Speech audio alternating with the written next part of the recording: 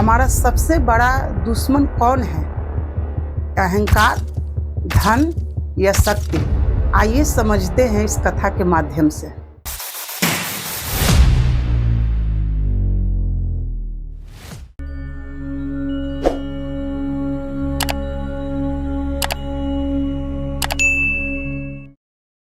हर हर महादेव। एक ऋषि मुनि थे, जंगल में तपस्या करते थे। बहुत काल बीत गया उनको तपस्या करते करते।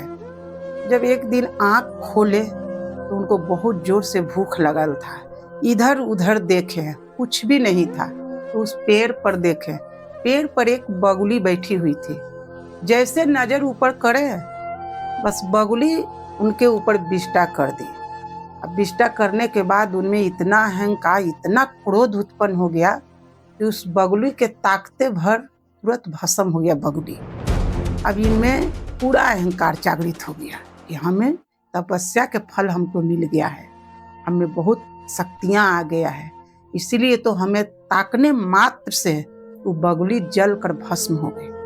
अब भूख लगा हुआ था बहुत जोर से। वो चले कि चलते हैं गांव में कहीं भिक्षा मांगेंगे। एक गांव में गए, भिक्षाम देहि भिक्षाम देहि। एक घर से महिला निकली, क्या है बाबा, बहुत जोर से भूख लगा हुआ है, कुछ अन्न हमको दान दो। अभी ठहरिए, अभी लेकर आते हैं। तब तक ले उनके दूसरे दरवाजे से पति आ गए। पति के सेवा करने लगे, वो बैठाएं, पानी देने लगे, खाना देने लगे। अपने पति से बोले कि अपने दरवाजे पर एक महात्मा आए हुए हैं, तो क्या उनको दे आए भोजन? हाँ हाँ प्रिय, आप पहले बताते।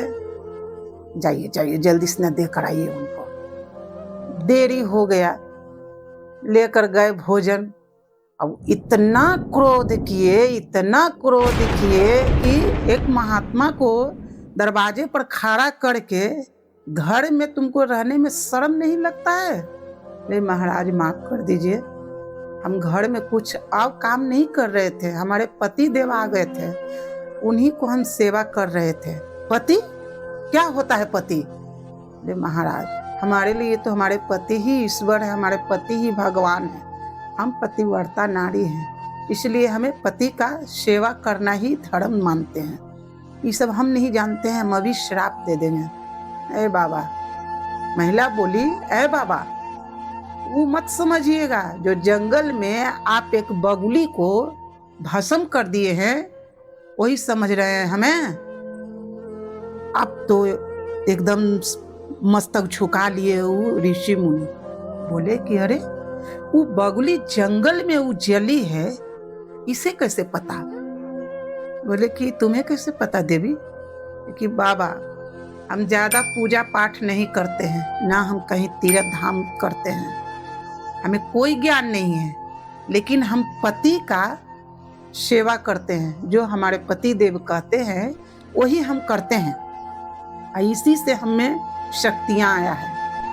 कोई भी महिला अगर अपने पति के प्रति ईमानदारी से अपना धर्म निभाए तो उसके सामने देवता भी नतमस्तक होते हैं, कि सही बात है। लेकिन अभी आप अधूरे संत हैं, पूरा ज्ञान आपको नहीं हुआ है।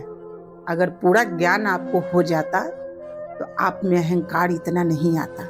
जाइए बाजार में, ये गांव से निकल के कुछ दूरी पर एक बाजार है, वहीं एक कसाई रोज मांस काटता है, मांस बेचता है, वहीं जाइए, वही आपको ज्ञान देगा।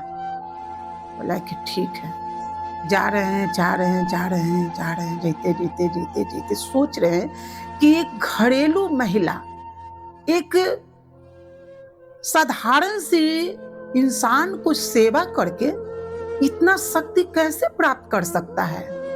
यही सोचते सोचते सोचते गए वहां जहां वो मांस बेचता था कसाई।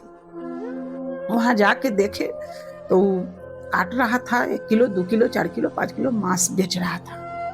वहां पर जाके ही देखे तो मन में इनका हुआ कि ये कसाई है, ये मांस मछली खाने वाला है, ये क्या मतलब ईश्वर के भक्ति करेगा, ये भक्ति करके क्या ही प्राप्त किया होगा जो एक महिला हमको बताई है कि आपको वही ज्ञान देंगे।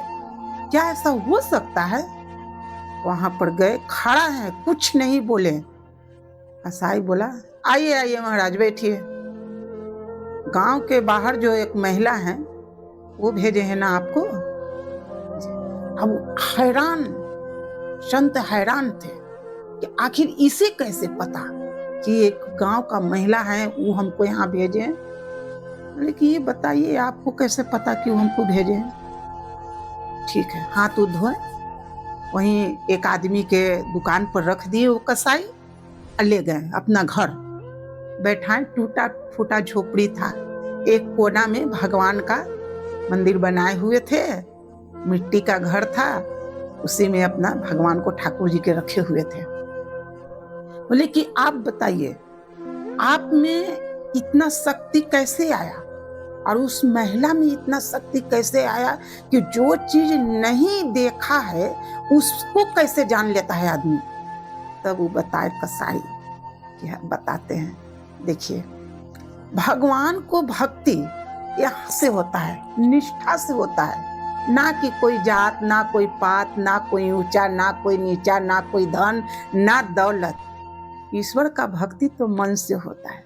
इसको शुद्ध कर लिए और जो हमारा काम है, जैसे हम कसाई हैं तो हम मांस बेचते हैं, अगर हमें देख के आपका मन में ये जिज्ञासा जागा कि ये तो कसाई है, ये तो मांस मछली खाने वाला है, ये कैसे ठाकुर जी का भक्त हो सकता है, तो यहाँ आपका अहंकार है। क्योंकि ये मेरा काम है, मेरा पेशा है, जो हम ये करके अपना कुटुंब को पालन पोषण करते हैं।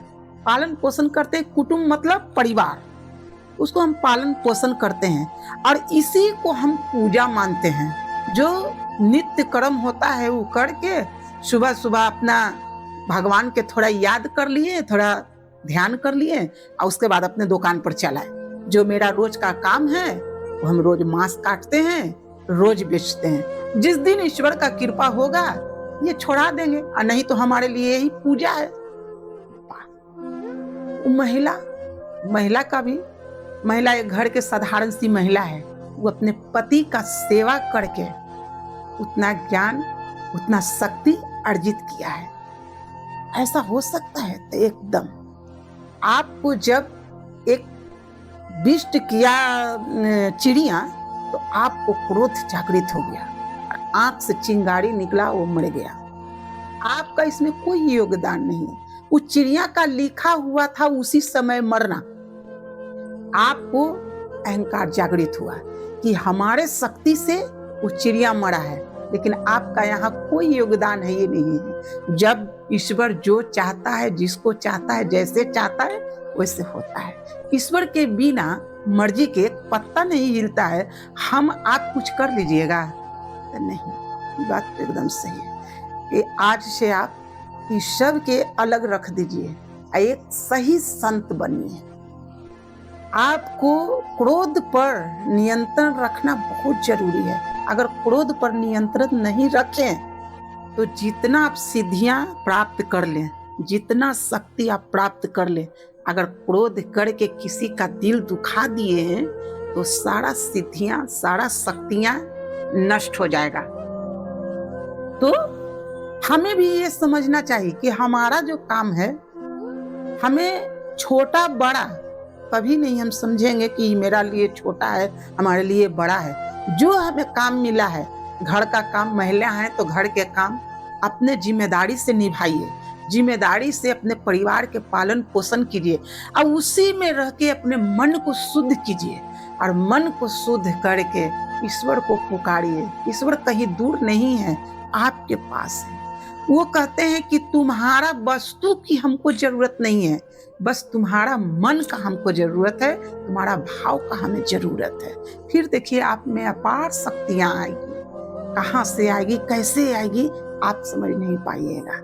तो हमारा दुश्मन कौन है? हमारा दुश्मन है अहंकार। सबसे बड़ा दुश्मन है अहंकार। अहंकार ऐसा दुश्मन है कि बढ़िया बढ़िया बना बनाया काम आपको नष्ट कर देगा। इसलिए जब भी परमात्मा से प्रार्थना करें तो कहें, हे प्रभु, हमारे पास आपको देने के लिए कुछ नहीं है, क्या दे सकते हैं इस संसार के वस्तु। हमारे पास अहंकार बहुत जागृत होता है प्रभु, निस्दिन नाश चाहते भर में आता है, इसको आप लीजिए। आपने जो करुणा भक्ति है वो हम में भरिए प्रभु, ताकि इस संसार में एक अच्छे इंसान के रूप में हम जीवित रहें। और आज का हमारा वीडियो इतना ही तक। हमारा वीडियो आपको अच्छा लगा हो तो कमेंट में हर हर महादेव जरूर लिखें, सब्सक्राइब करें। और जो हमारे वीडियो देख रहे हैं, जो ना भी देख रहे हैं, सब खुश रहें, स्वस्थ रहें, मस्त रहें। हर हर महादेव।